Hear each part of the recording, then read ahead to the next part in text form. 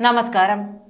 നെന്മാറ ഇരട്ടക്കൊലക്കേസ് പ്രതിയായ ചെന്താമരയ്ക്കുണ്ടായത് സംശയരോഗവും അന്ധവിശ്വാസവുമാണോ? അയൽക്കാരെയൊക്കെ സംശയത്തോടെയാണ് ചെന്താമര നോക്കിക്കണ്ടിരുന്നത്. ഇയാളുടെ സംശയരോഗത്തിലും അന്ധവിശ്വാസത്തിലും മനം മടുത്താണ് ഭാര്യയും മക്കളും വീട് വിട്ടുപോയത്. ചെന്താമരയുടേത് പ്രണയ വിവാഹമായിരുന്നു. അതുകൊണ്ട് തന്നെ ഭാര്യ ഉപേക്ഷിച്ചത് ചെന്താമരയ്ക്ക് ഉൾക്കൊള്ളാനും കഴിഞ്ഞില്ല. അതിന്റെ ഉത്തരവാദിത്തം ചെന്താമര സുധാകരന്റെ കുടുംബത്തിന് മേൽ കെട്ടിവെക്കുകയാണ്. അതിന്റെ പകയിലാണ് 2 തവണയായി ആ കുടുംബത്തിലെ 3 പേരെ വെട്ടിക്കൊന്നത്. ആസൂത്രിതം തന്നെയായിരുന്നു ഇവയെല്ലാം തന്നെ. നെന്മാറയിൽ അമ്മയെയും മകനെയും വെട്ടിക്കൊന്ന പ്രതി ചെന്താമരയ്ക്കെതിരെ മുമ്പ് പരാതിപ്പെട്ടിരുന്നുവെങ്കിലും പോലീസ് ഗൗനിച്ചില്ലെന്ന ആരോപണവുമായി നാട്ടുകാരും കൊല്ലപ്പെട്ട സുധാകരന്റെ മകൾ അഖിലയും രംഗത്ത് വന്നിട്ടുണ്ട്. ചെന്താമര ആക്രമിക്കുമെന്ന ഭീതിയിലാണ് തങ്ങൾ കഴിഞ്ഞിരുന്നതെന്നും പ്രദേശവാസികൾ പറയുന്നു. 2 മാസം മുമ്പാണ് പ്രതിയായ ചെന്താമര ജാമ്യത്തിലിറങ്ങിയത്. ചെന്താമര മുമ്പ് പലതവണ ഭീഷണിപ്പെടുത്തിയിരുന്നതായി കൊല്ലപ്പെട്ട സുധാകരന്റെ മകൾ പറയുന്നു. ചെന്താമരയെ പേടിച്ച് വീട്ടിലേക്ക് വരാറില്ലെന്നും മാറി താമസിക്കുകയായിരുന്നുവെന്നും അഖില പറയുന്നു. സുധാകരൻ തമിഴ്നാട്ടിൽ ഡ്രൈവറാണ്. ക്ഷേമനിധി പെൻഷനുമായി ബന്ധപ്പെട്ട ആവശ്യത്തിനാണ് വീട്ടിലെത്തിയത്. ചെന്താമര ജാമ്യത്തിലിറങ്ങിയതിന് പിന്നാലെ കഴിഞ്ഞ ഡിസംബർ 29-ന് സുരക്ഷയാവശ്യപ്പെട്ട പോലീസിൽ പരാതി നൽകിയിരുന്നു. എന്നാൽ പോലീസ് പരാതി കാര്യമാക്കിയില്ല എന്നാണ് അഖിലയുടെ ആരോപണം. 2019 ഓഗസ്റ്റ് 31-നാണ് സുധാകരന്റെ ഭാര്യ സജിതയെ ചെന്താമര കിടപ്പുമുറിയിൽ കയറി വെട്ടിക്കൊന്നത്. സുധാകരൻ എന്ന തിരുപ്പൂരിൽ ജോലി സ്ഥലത്തായിരുന്നു. കുട്ടികൾ സ്കൂളിലുമായിരുന്നു. ഈ അവസരം നോക്കിയായിരുന്നു കൊലപാതകം. കൊലപാതകത്തിനു ശേഷം ഇയാൾ പോത്തുണ്ടി നെല്ലിയാമ്പതി മേഖലയിലെ കാട്ടിലേക്ക് രക്ഷപ്പെട്ടെങ്കിലും പോലീസ് പരിശോധനയിൽ പിടികൂടി. നാട്ടുകാർ നൽകിയ വിവരത്തിന്റെ അടിസ്ഥാനത്തിൽ രാത്രിയിൽ പുറത്തിറങ്ങിയപ്പോൾ 2019 സെപ്റ്റംബർ 3-നാണ് ഇയാൾ പിടിയിലായത്. തന്റെ കുടുംബം നശിക്കാൻ കാരണം സുധാകരന്റെ കുടുംബമാണെന്ന് മഷി നോക്കിയാണ് ചെന്താമര തീരുമാനിച്ചതെന്നും ഇയാളുടെ രീതികളും നീക്കങ്ങളും ഒക്കെ നിഗൂഢമാണെന്നും നാട്ടുകാർ പറയുന്നു. ജ്യോതിഷിയാണ് ഇത്തരത്തിൽ ചെന്താമരയെ ഇങ്ങനെ വിശ്വസിപ്പിച്ചത്.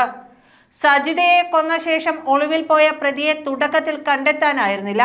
അരക്കമലയിലും പരിസര പ്രദേശങ്ങളിലും വനത്തിലുമായി പോലീസ് തിരച്ചിൽ നടത്തിയിരുന്നു. അന്ന് കാട്ടിനുള്ളിലെ ഒളിത്താവളം വിട്ട് പുറത്തിറങ്ങുന്നതിനിടെയാണ് അന്വേഷണ സംഘം പിടികൂടിയത്. സമാനമായ ഒരു സാധ്യതയാണ് ഇത്തവണയും പോലീസ് പ്രതീക്ഷിക്കുന്നത്. വിശപ്പ് സഹിക്കാൻ കഴിയാതെയാകുമ്പോൾ ചെന്താമര താനെ കാടിറങ്ങുമെന്നാണ് നാട്ടുകാരും പറയുന്നത്. ഇതിനിടയിൽ വീട്ടിൽ കണ്ടെത്തിയ വിഷക്കുപ്പി പോലീസിന് തലവേദനയാകുന്നുണ്ട്. വിഷം കഴിച്ച് താൻ കാട്ടിനുള്ളിൽ മരിച്ചുവെന്ന് വരുത്തി തീർക്കാനാകും ചെന്താമരയുടെ ശ്രമമെന്നും നാട്ടുകാർ സംശയിക്കുന്നു. മുടി നീട്ടി വളർത്തിയ സ്ത്രീ കൂടോത്രം ചെയ്തുവെന്നായിരുന്നു ജ്യോതിഷിയുടെ പ്രവചനം. അതനുസരിച്ചാണ് പ്രദേശത്ത് നല്ല മുടി വളർത്തിയിരുന്ന സജിതയെ കൊന്നത്. പോലീസിന് നൽകിയ മൊഴിയിലാണ് ഇതുള്ളത്. മഷിനോട്ടത്തിലൂടെ കിട്ടിയ ഈ സൂചന സജിതയുടെ കുടുംബത്തോടും ചെന്താമര വച്ചു പുലർത്തി.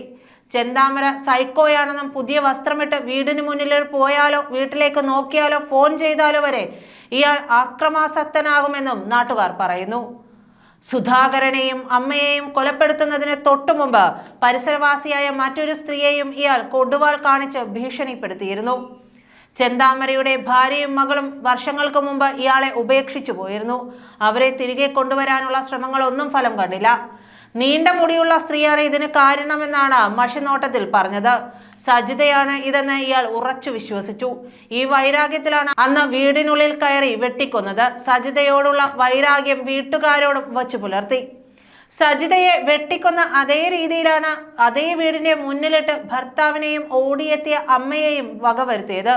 അയൽപ്പക്കത്തെ വേറെ 2 സ്ത്രീകളെയും ഇയാൾ സംശയിക്കുകയും ഭീഷണിപ്പെടുത്തുകയും ചെയ്തിട്ടുണ്ട്. ജയിലിൽ നിന്നിറങ്ങിയ ചെന്താമര ജാമ്യവ്യവസ്ഥ ലംഘിച്ചാണ് പോത്തുണ്ടിയിലെ വീട്ടിലെത്തിയത്. സജിത വധക്കേസിന്റെ വിചാരണ ആരംഭിക്കാനിരിക്കെ പ്രതിയുടെ ജാമ്യാപേക്ഷ അനുവദിക്കരുതെന്ന് കോടതിയെ ബോധ്യപ്പെടുത്താൻ പോലീസിനും പ്രോസിക്യൂഷനുമായില്ലെന്ന് ബന്ധുക്കൾ ആരോപിക്കുന്നു. നെന്മാറ പോലീസ് സ്റ്റേഷൻ പരിധിയിൽ പ്രവേശിക്കുന്നത് വിലക്കണമെന്ന് ജാമ്യാപേക്ഷ പരിഗണിക്കുമ്പോൾ പോലീസ് ആവശ്യപ്പെട്ടെങ്കിലും നെന്മാറ ഗ്രാമപഞ്ചായത്തിൽ പ്രവേശിക്കരുതെന്ന വ്യവസ്ഥയെ ഉൾപ്പെടുത്തിയുള്ളൂ. ഈ വ്യവസ്ഥ ലംഘിച്ചാണ് ഡിസംബർ 29-ന് ചെന്താമര സ്വന്തം വീട്ടിലെത്തിയത്. സുധാകരനെയും കുടുംബത്തെയും ഇല്ലാതെയാക്കുമെന്ന് ഭീഷണിപ്പെടുത്തി. ചില അയൽവാസികളെയും ഭീഷണിപ്പെടുത്തി. സമീപവാസികൾ ഇതു സംബന്ധിച്ച് നെന്മാറ പോലീസിൽ പരാതി നൽകിയതിന്റെ അടിസ്ഥാനത്തിൽ സ്റ്റേഷനിലേക്ക് വിളിപ്പിച്ചു. സ്റ്റേഷനുള്ളിൽ കയറാതെ നിന്ന ഇയാളോട് ഇൻസ്പെക്ടർ പുറത്തേക്ക് വന്നാണ് സംസാരിച്ചത്. ജാമ്യവ്യവസ്ഥ ലംഘിച്ച് കോടതിയിൽ റിപ്പോർട്ട് ചെയ്തത് ജാമ്യം റദ്ദാക്കാനുള്ള നടപടി വൈകിയെന്നാണ് ബന്ധുക്കളുടെ ആരോപണം. നന്ദി.